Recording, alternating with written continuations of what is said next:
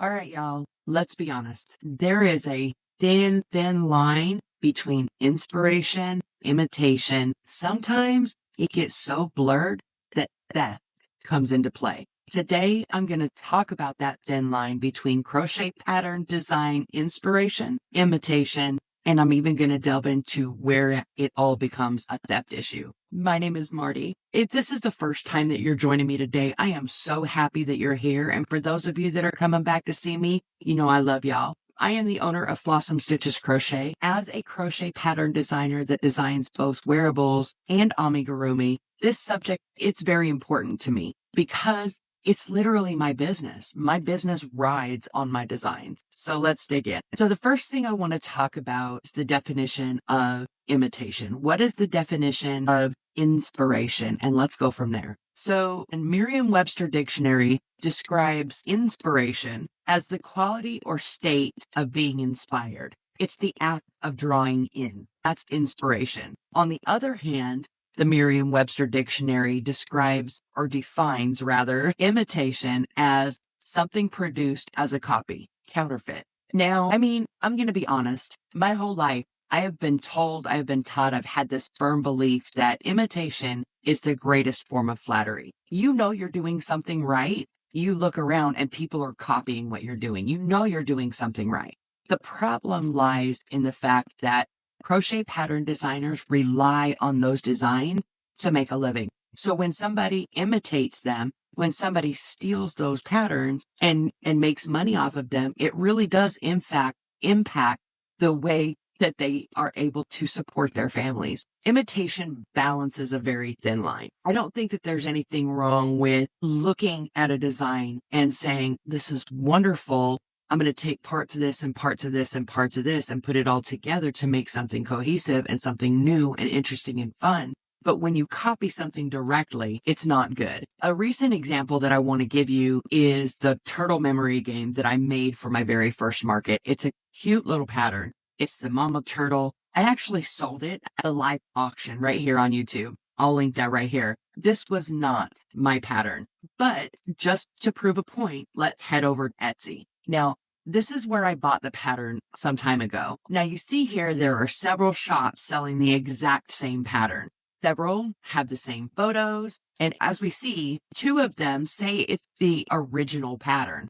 But there is a huge fluctuation in the pricing of those original patterns. So literally, what the heck is going on here? Unfortunately, I didn't realize this when I bought the pattern in the first place. I didn't even pay attention much to how many of the same patterns that there were because I'm balling on a budget. Literally, I was only worried about the cost. And because of that, I'm pretty sure that I probably did buy an imposter pattern, which sucks. That really sucks. Not a proud moment for me at all. And since I'm just laying everything out already, I'm obviously not the poster child for ethical pattern purchases. I'm going to be even more transparent. My very first pattern design was my angel piggy. Now, it was inspired by another designer, and although it's not an exact representation of the original pattern, there are enough similarities that I won't sell that pattern.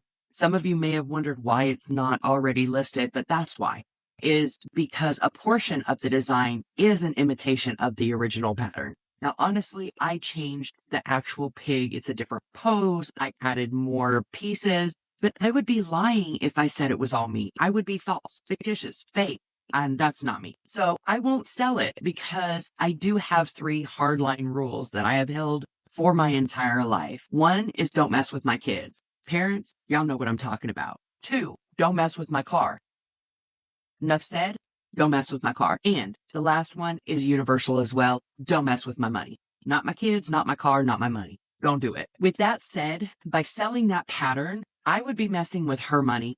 And I can't do that. I wouldn't be able to live with myself if I did that. So that's not going to happen. Now, when I created the design originally, I did combine parts from her pattern to help me create something that I really hold very close to my heart, my angel piggy. Now, the flying pig is my logo. It also is something that, for me, represents my granddaughter, Lydia, who passed away in 2019. And I called her Piggy.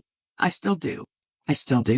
So although I did I actually did include part of her design into my own, which means it's at least in part an imitation of her design. Her design really did inspire me to create something truly, truly special. Now, when I designed the Angel Piggy, part of the inspiration came from her design. It also came from my love of Lydia, my love for piggies. I've been collecting them since I was a little girl, and also my desire to have a physical representation of all of my thoughts and all of my emotions surrounding all of that. Do you see what I'm saying?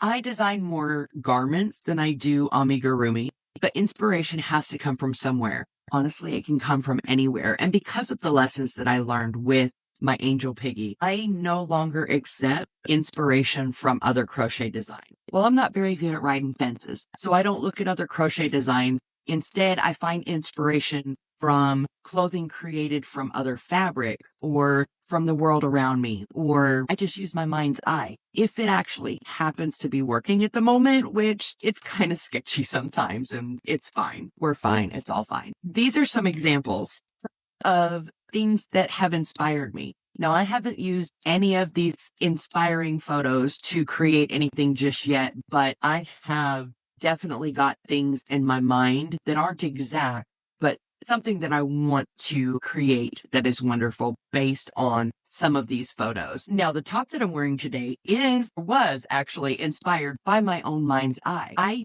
didn't have any photos to look at, but I did have the desire to create like a rounded neck using panels instead of going from the top down. I believe that's called raglan. Correct me in the comments if I'm saying that wrong. But anyway, I wanted panels rather than that. So my only inspiration, honestly, was my desire to challenge myself. I wanted to push myself to see if, number one, I actually could make a rounded neck because I never had. This is the first one that I've made. I wanted to know if I could do it with panels instead of, top down. So yeah, I thought I did pretty good. What do you think? I love this top. It's comfy, super comfy.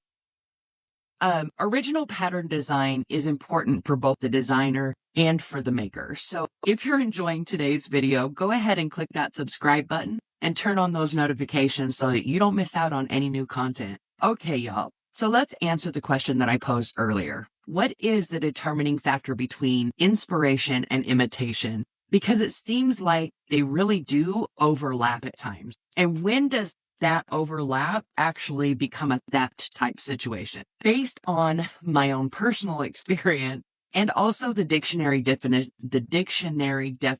boy, I cannot talk today. Inspiration really is something that leads you to create and explore. It really does kind of push you out of your comfort zone, and it expands your skill set. Inspiration comes in so many forms, and a lot of times it comes from other objects or the scenery around you, and it usually ends up vastly different than what you end up creating. So imitation, on the other hand, is the act of copying something that already exists. Now, I got to throw in a caveat here, okay? Because I believe that most every crocheter that I know, including myself, does take creative license to make small changes to a pattern or to a project that they're working on. I don't see this as a problem. However, when somebody takes the crochet patterns designed by somebody else and copies them and then changes, if any, very minuscule aspects of the design and then lists their own version for sale, that, I believe, is what moves it from imitation to actual theft. Because this is where the whole money aspect comes in, right? So to me, that's an ethical hell no. It's just not happening. The main defining issue, though, is the sale of the design, not the physical product. Creative license allows you to change things, okay, to the physical product that you're making, but it doesn't grant you permission to sell the alterations in written form. I'm not saying that you can't sell the physical product. Go for it. You made it. But the design itself should remain with the original designer. And if at all possible, you should give credit to them. Real quick, I want to give a shout out to my members who really do make it possible to continue bringing you content each and every week. Now, if you're interested in crochet pattern design, go ahead and watch this video right here. This is when I designed my very first top on the fly, spur of the moment, and it was live. So let me know in the comments below if you've ever had crochet pattern imitated or stolen, Or if you bought an imitated or stolen design, like I have, let's talk about it. Y'all, I love you so much. Thanks for joining me. Bye-bye now.